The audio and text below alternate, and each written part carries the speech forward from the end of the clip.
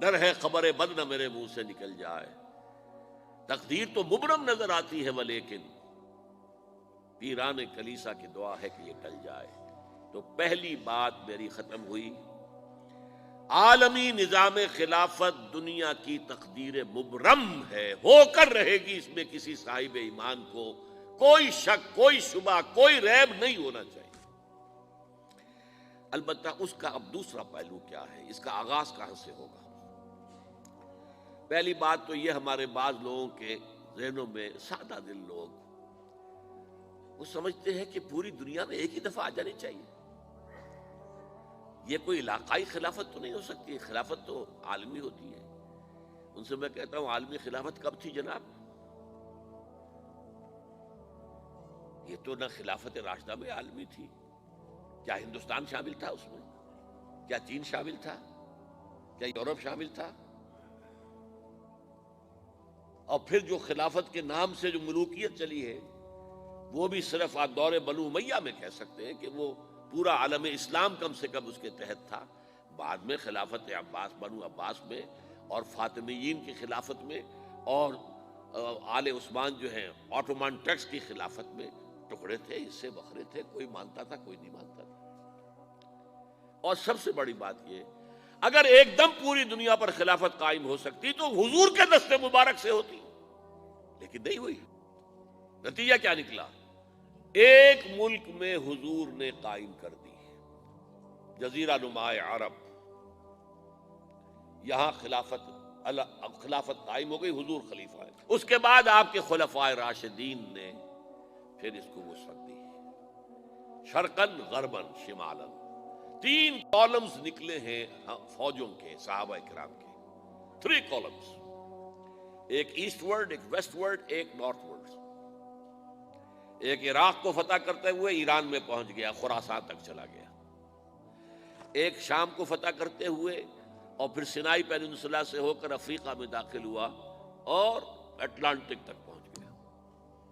تیسرا سیدھا شمال میں گیا، لیکن یہ زیادہ دور نہیں جا سکتا تھا، کوکیشین ماؤنٹینز آ گئے، کوہ قاف۔ اس زمانے میں تو یہ یوں سمجھیے کہ امپیسیبل تھا نا، کوہ قاف، لہذا وہاں آ کر رک گیا بابا۔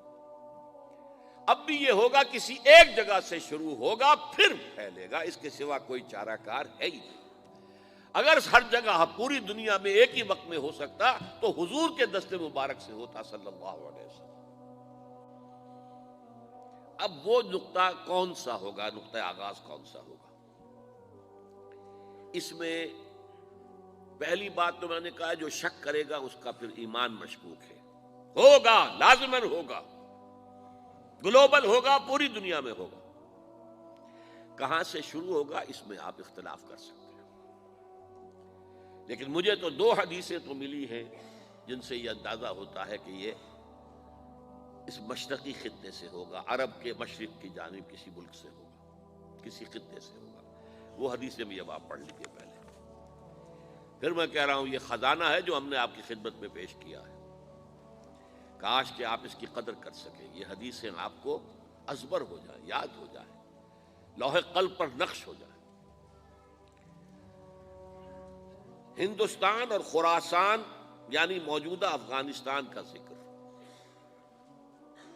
ابن ماجہ کی روایت ہے، عن عبداللہ ابن الحارث رضی اللہ تعالی عنہ قال رسول اللہ صلی اللہ علیہ وسلم یخرج ناس من المشرق یؤتئون للمہدی یعنی سلطانہ، یعنی سلطانہ، دونوں طرح سے پڑھ سکتے ہیں۔ حضرت عبداللہ ابن حارث فرماتے ہیں رضی اللہ تعالی عنہ کہ حضور نے ارشاد فرمایا، مشرق کی طرف سے وہ فوجیں نکلیں گی، لوگ آئیں گے جو عرب میں مہدی کی حکومت قائم کریں گے۔ یہ مہدی کون ہوں گے اس کا ذکر میں ذرا بعد میں کروں گا، لیکن نوٹ کر لیجئے کہ مہدی سے پہلے لازماً کسی مشرقی علاقے کے اندر وہ نظام قائم ہو چکے گا، تب وہاں سے فوجیں آئیں گی نا۔ یہ مشرق کون سا ہے؟ عرب کے مشرق میں آپ چلیے، ایران بھی آ جائے گا، افغانستان بھی ہے، پاکستان بھی ہے، اور اگر اسے اور توسیع دیں تو ہندوستان بھی ہے۔ یہ ہے عرب کا مشرق۔ اس سے فوجیں جائیں گی۔ اس کا کیا مطلب ہے کہ اس میں سے کسی جگہ پر نظام خلافت پہلے قائم ہو جائے گا تاکہ وہاں سے فوجیں جائیں گی جو جزیرہ نما عرب میں حضرت مہدی کی حکومت کو قائم کریں گی۔ اب دوسری حدیث سنیے، یہ سنن ابن ماجہ کی حدیث تھی جو میں نے آپ کو سنائی، آپ نے پڑھی۔ دوسری عن ابی ہریرہ رضی اللہ تعالی عنہ، یہ ترمذی شریف کی روایت ہے، قال قال رسول اللہ صلی اللہ علیہ وسلم یخرج من خراسان رایات سود لا يردها شیء حتی تنصب بإیلیا، خراسان کے علاقے سے سیاہ جھنڈے لے کر فوجیں آئیں گی، ان کا رخ کوئی موڑ نہیں سکے گا، ان کو پیچھے پھیر نہیں سکیں گے کوئی بھی، یہاں تک کہ وہ یروشلم میں جا کر جھنڈے نصب کر دیں گے۔ ایلیا حضور کے زمانے میں یروشلم کو کہتے تھے۔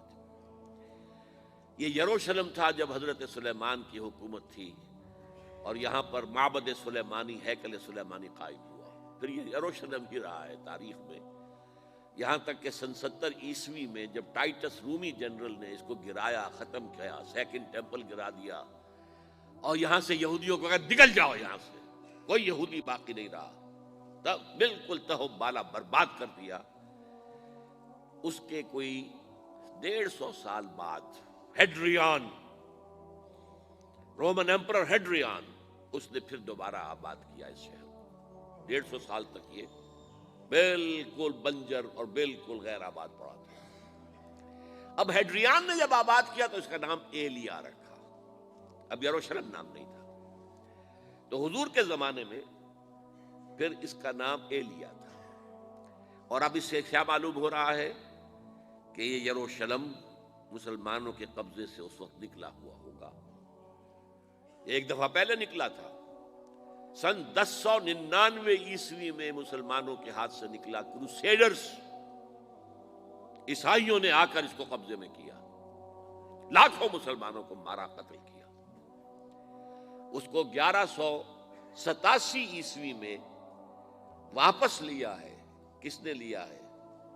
صلاح الدین ایوبی، کرد، عرب کھوکھلے ہو چکے تھے، عربوں نے کھویا، واپس نہیں لے سکے، بہت حکومت کر چکے تھے، 400-500 برس کی حکومت کر کے، اور ان کے عیش اور ان کے آرام، اب ان میں جان نہیں تھی کہ وہ واپس لے سکے۔ واپس لینے والا گرم کرد خون تھا، صلاح الدین ایوبی۔ تو گویا کہ اب آپ سمجھئے کہ 88 برس تک عیسائیوں کا قبضہ رہا یروشلم پر۔ اب 1967 میں یہودیوں نے قبضہ کیا ہے، اور اب 38 برس تو ہو گئے، 88 نہیں تو 38 برس تو ہو گئے ہیں، لیکن وہ دور آئے گا کہ اب پھر لیں گے، لینے والے عرب بھی نہیں ہوں گے، خراسان کے علاقے سے فوجیں آئیں گی۔ یہ خراسان کیا تھا؟ ایلیا تو میں نے آپ کو بتا دیا، یروشلم کا نام ہے۔ خراسان اس زمانے میں ایک بہت بڑے ملک کو کہتے تھے، کچھ حصہ پاکستان کا بھی اس میں شامل ہے، کچھ حصہ ایران کا بھی ہے، ایران کے اس حصے کو اب بھی خراسان کہتے ہیں، وہ ایک صوبہ ہے، خراسان ایک صوبہ ہے ایران کا چھوٹا سا۔ پاکستان میں خاص طور پر یہ جو علاقہ مالاکنڈ ایجنسی کہلاتی ہے، اس سے اوپر جتنا علاقہ ہے، اور یہ جو واخان کی ایک پٹی آتی ہے اوپر، واخان افغانستان کی ایک پٹی سی دم سی چلی آتی ہے جو جا کر چائنا کی سرحد سے مل جاتی ہے، یہاں سے لے کے یہاں تک یہ جو مالاکنڈ کا وہ درہ ہے اور پہاڑ ہے، یہ بھی خراسان کا حصہ ہے۔ باقی تقریباً 2/3 آف افغانستان، ساؤدرن حصہ نہیں ہے خراسان کا حصہ، یہ سیستان کہلاتا تھا، یہ خراسان نہیں ہے، لیکن یہ کہ اوپر کا 2/3 آف افغانستان، اور اس کے ساتھ یہ جو عرب، جو اب یہ ترک ممالک آزاد ہوئے ہیں سوویت یونین کی ڈسولوشن کے ساتھ، یہ سارا علاقہ کہلاتا ہے خراسان بزرگ، دی گریٹ خراسان۔